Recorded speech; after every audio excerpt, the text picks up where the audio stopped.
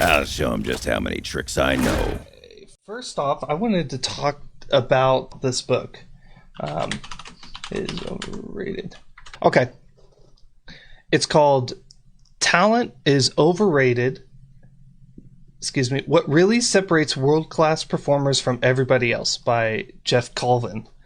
So I have this resolution for this year. One of my annual goals for this year is there's these 6 books about coaching that are really in-depth, that go into top-level performance in a bunch of different fields, whether it's sports, business, painting, esports, just music, whatever it is, and what separates people from being incredible at their field to what separates people who, like all of us, who just, I mean, I go to work every single day. I've been doing the same job for the last 8 years, but I'm not much better than I was. I mean, I may be more efficient, but I'm not much better than I was, 8 years ago when I first learned it. In fact, my knowledge on the subject, because you have to take tests and pass these tests, was probably more than what my knowledge on it right now would be. Does that make sense? So, and studies have shown, and this book goes through hundreds and hundreds of studies, but studies have shown that this relates to absolutely everything. If you go to a surgeon to get open heart surgery, he's probably no better at his job than he was when he first graduated, unless he put in the specific type of practice called deliberate practice, which we'll talk about that.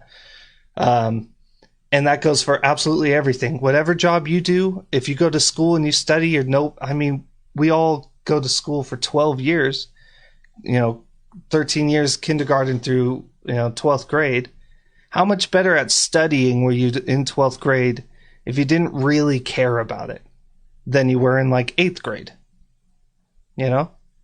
It's this talks about why that is, the phenomenon of talent, and why everybody believes talent is the end-all be-all. Like, this is why Wardell is so good at being a jet op main. This is why he's always been good at esports. He's just born with it. And this dates back to, it was like 400 BC. I forget the name of the guy. The guy who wrote like some old like Beowulf and like 400 BC. This guy did, right? I can't remember his name for some reason. He did the Odyssey, thing. Anyway, he talks about his character in the book had this God-given gift. And so as far back as humans, as we can remember, humans have been thinking of these talents and these gifts as just God-given, or as just you're either born with it or you're not. And it's kind of comforting, because then when we don't do so good and we're not as good as Wardell, we could be like, well, he was just born with it. I don't have it. I'm not the one in the million. But every single study on this subject, and there's been hundreds done by Cambridge and Harvard and all these other like world-renowned scientists, that there's no such thing as talent. That every single person that you can ever think of that's had these crazy achievements has had moments in their life and guidance that has led them up to being who they are, right? One example they give is Mozart, which I found, this is so fascinating, you guys. It's Mozart.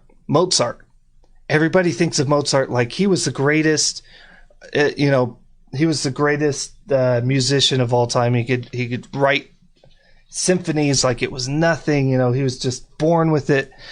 That's just not the case. His father was a composer, and his father, he basically taught him how to compose from an extremely early age, and spent almost all of his studies on composing rather than the regular arithmetic and math and reading and stuff that they did back then. And everybody says, oh, well, he composed these beautiful, things when he was 11. And, well, sure, he had been doing it for 6-7 years already.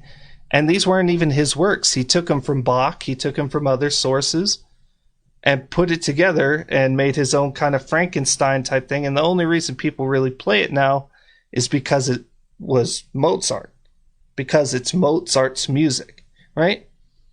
So let's fast forward a little bit and kind of catch up to my point. How do you get that guidance? If not all of us were born with Tiger Woods' father, who just happened to be a golfer, and by the time Tiger Woods was 18 months old, would have him sit in a high chair, and his father would just putt in the garage for hours. So Tiger Woods has literally been around golf since before he could walk, right? It's the same concept. How do we get to that level? How do we get to Wardell? How do we get to Mixwell or whoever your favorite player is? And it's about how you practice, how hard you practice, what do you practice?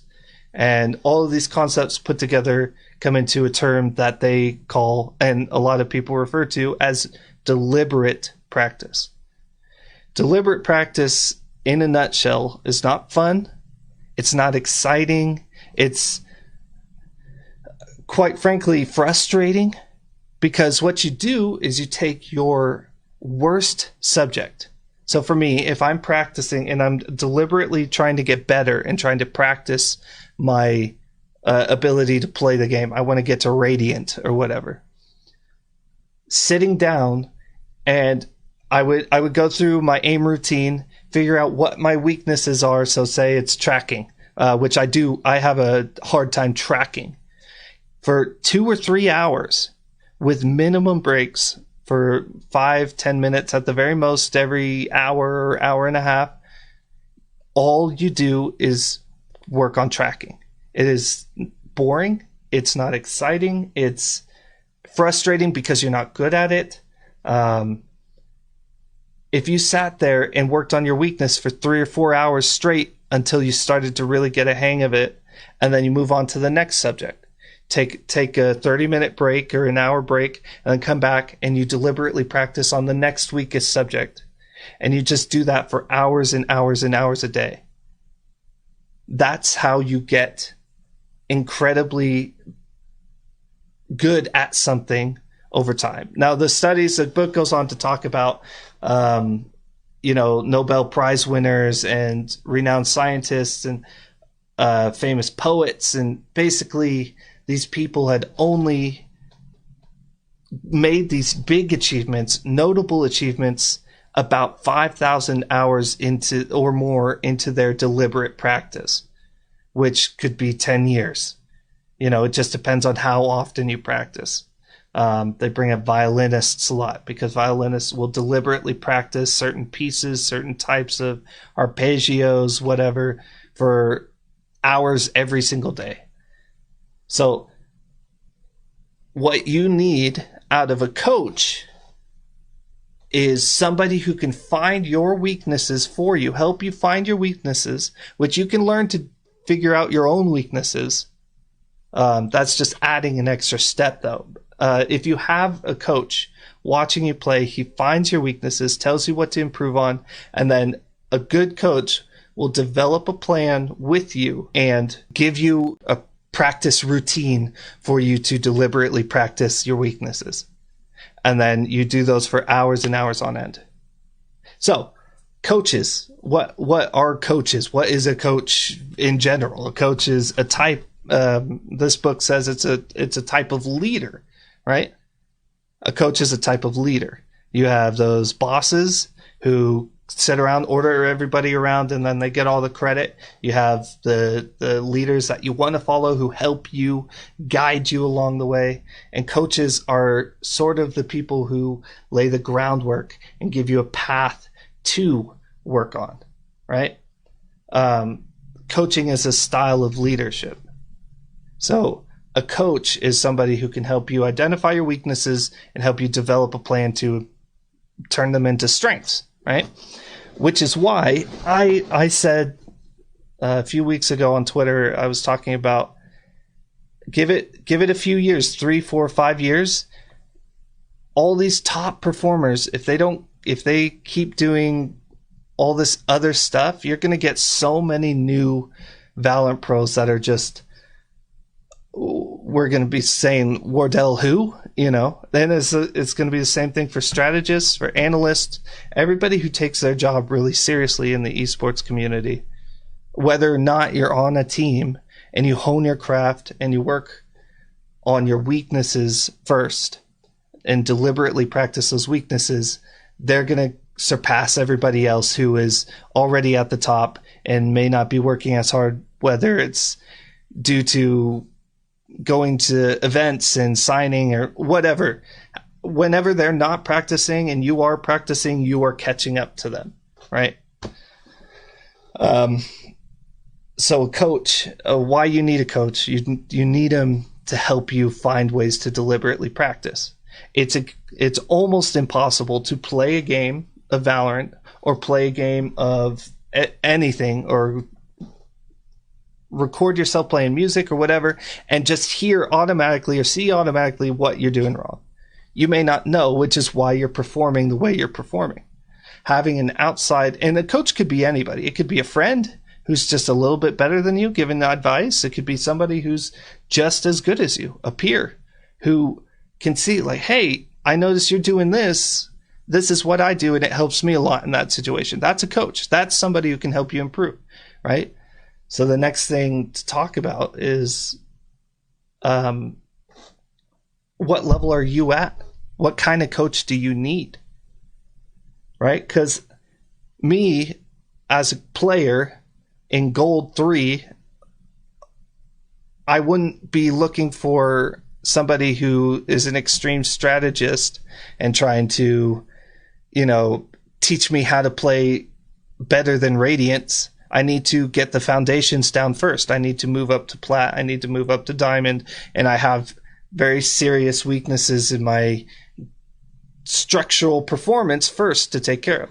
So I would need a coach who can help me get from Gold to Platinum or Platinum to Diamond or whatever, right? I find this fascinating, though. I really do. But, so you want to find that coach. You want to find a coach that fits your level, that fits your style, right? The one that can help you reach the next step. So, for example, there's been lots of violinists. They recall when they were kids, their parents would take them to some teacher, some random, teacher that was really convenient, really close by, but could just bring them to the next level. But then when they started to outgrow that teacher, then they started having to look elsewhere and it was inconvenient. It wasn't all of a sudden just somebody in the neighborhood. It was somebody I'd have to drive, 2 or 3 hours to go see. You got to make a little more commitment. And it's kind of the same thing. If you're looking for somebody who can just offer friendly advice, go to Reddit. Reddit, there's hundreds of people on there who are looking to give advice. There's hundreds of small-time coaches who are looking, to make it big, like me, right? And then you have people who have more experience, tier 3, tier 2 coaches who may have been around the block and may have known how to coach somebody from your level. And then eventually, as you progress and as you get better, you'll search for bigger coaches, better coaches, more knowledgeable. That's ultimately why you want a coach. That's ultimately why you want, this exact thing. Yeah, small time. But yeah, talent is overrated. I highly recommend it for anybody who's looking, but deliberate practice. That's what we're going to be talking about. Yeah. Okay. Makes sense. That's good. So, why don't we take that in mind, right? And we'll push forward with this VOD review. It's a Diamond 3 race player, and we are going to try and identify the weaknesses of this player, whether it's mechanical or game sense or, how they stylistically use their abilities, whatever the case may be, right? And we'll try and identify their weaknesses, and we're going to develop a plan together. And I'm going to run you through my thought process on why we do that. That way you guys get a taste of maybe being able to do it for your own VODs. By the way, if you would like to get a VOD reviewed, I do it for free. All you have to do is just send it to the link. Link is correct. Okay, there we go. It should be all set. You should be good to, if you type in !VOD, it should pop up with the link to the Google form, !Discord, all that stuff. Hackermans. Cool. Yeah, I mean, it happens. We're rebuilding it. It's the very beginning of 2021, so we are. And I'm going to be doing these kinds of talks and these kinds of coaching. Literally every other day I do this stuff, so I'm excited to get back started again. So, all right. Well, without further ado, let's go ahead and get into this. Fantastic day.